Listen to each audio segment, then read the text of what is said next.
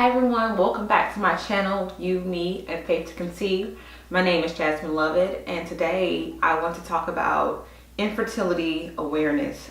This week is Infertility Awareness Week. 1 in 8 couples experience this. Infertility is when you are trying for more than a year and you cannot get pregnant, or you experience miscarriage or stillbirths. Unfortunately, it's not covered in a lot of states in the U.S. or in any places like that for you to get treatment for it. So it's a very expensive disease. I say it's a disease because it's something that's stopping your body from doing what it is supposed to do. Infertility can be on the man's side or the woman's side, or both couples. Sometimes infertility can be something caused that is unexplained. So I just want to come up here and talk about what infertility awareness means to me. I've been trying to get pregnant for about almost over 4.5 years now. My husband and I got married towards the end of 2014, October, and we had not used protection of any kind and did not get pregnant in that first year. Then we started trying. We still didn't get pregnant, and so on and so forth. We've experienced miscarriages, early miscarriages. We experienced 4 of those, and we went to a clinic and found out that we were infertile. Being said that, we found out we were dealing with male factor infertility, which means there's something going on that's causing his sperm not to meet my egg. But when you are an infertile couple, it does not matter whose side it's on. It's both of you as a couple, because you're both the parents and you're both trying to achieve this goal of a baby. What I've learned through it is, for me, that sharing is more therapeutic than anything else. When you talk to people about what's going on, you feel better because you get some of that weight off of you, and it causes them to understand.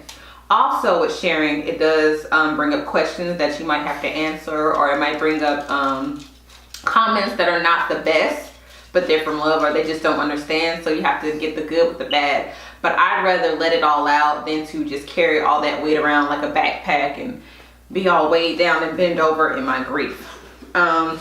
Speaking of grief, I've experienced grief. Infertility is kind of like, I'm sorry, my dog is running around.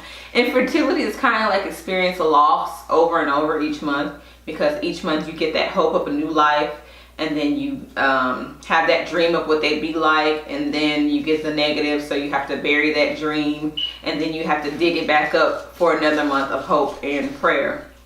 What's gotten me through this journey is prayer. Jesus, I'm sorry, that's all that I can account getting this journey through. Like, I had times where I could not get out the bed. I just wanted to drink wine, not to think about it.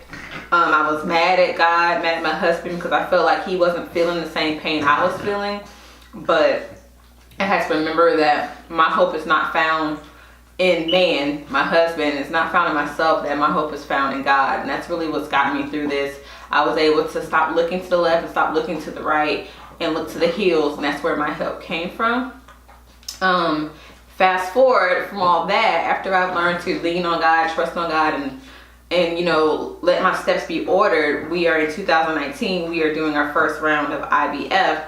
Praying it's our only round. And I just want to share a story of what happened after my first baseline to let you know how common infertility actually is. I went to TJ Maxx, a store that I like to go to, just to look around and see what they had, because I had some time to kill before work after my appointment. And I went to the baby section. I was feeling really good, and I decided I was going to look at baby stuff. I found this little outfit, and it says Force of Nature. I don't know if I'm going to have a boy or a girl, but I was like, you know, I'm going to have faith enough to buy this little outfit.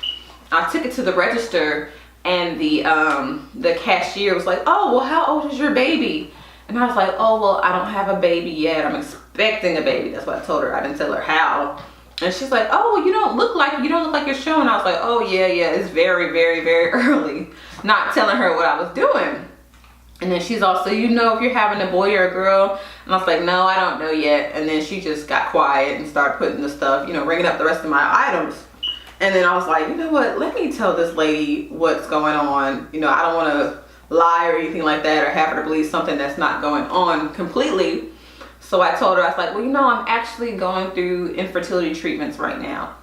And that lady's whole demeanor changed, her whole face changed, and I could see tears welling up in her eyes. And I was like, she's like, where? Like, I was like, it's just right up the street. It's like 12 minutes from here. And she's like, can you please give me the information? My husband and I have been trying and nothing is happening. And I told her how long I've been trying, and she's like, yeah. And I told her, you know, the price range at my clinic, and, you know, gave her the information and told her to call. And, you know, I just feel like you never know what sharing your journey can do for somebody else. So I encourage you guys for National Fertility Awareness Week to share your journey.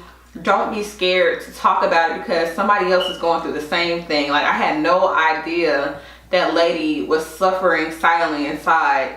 And I know exactly how she feels, because I can remember, you know, going to places where you see little babies and people buying baby stuff, and it's just crushing me on the inside, because I was like, am I ever going to actually have a real baby to put this stuff on myself? So share your journey, you know, talk about it. You don't have to go around yelling to everybody if you don't feel comfortable, but like, if you feel led to, tell somebody about what you're going through, because what you're going through could be somebody else's hope, somebody else's encouragement. And that's what I hope you guys are getting from this channel, because I get it from other channels.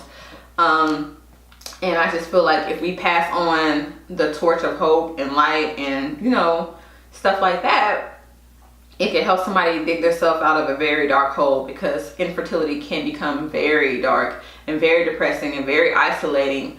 But if you shine your light and talk about how you got over yours, or how you're going through yours and what helps you, you can help someone else. So if you know someone that's going through infertility, try to be, you know, tenderhearted, try to have a open mind, and try to be loving the best you know how. Don't ask too many rude questions. Try not to, at least. If you know a couple that's been trying for a long time and they haven't said anything about them being infertile or anything like that, maybe step back a minute before you open your mouth, because sometimes we can put our foot in our mouth. So just be aware, be tenderhearted, and hug somebody that you know is going through this, and just let them know like you're here for them. You don't have to buy them anything. You don't have to physically do anything. Just let them know you are here for them if you need them, because that's the best thing a friend can do. Be there for them, be a listening ear. Sometimes just listen. You don't even have to say anything. Just listen and just let them know you're there. But that is all. Hope you guys got something from this. I will talk to you guys later. Prayers and baby dust. Bye.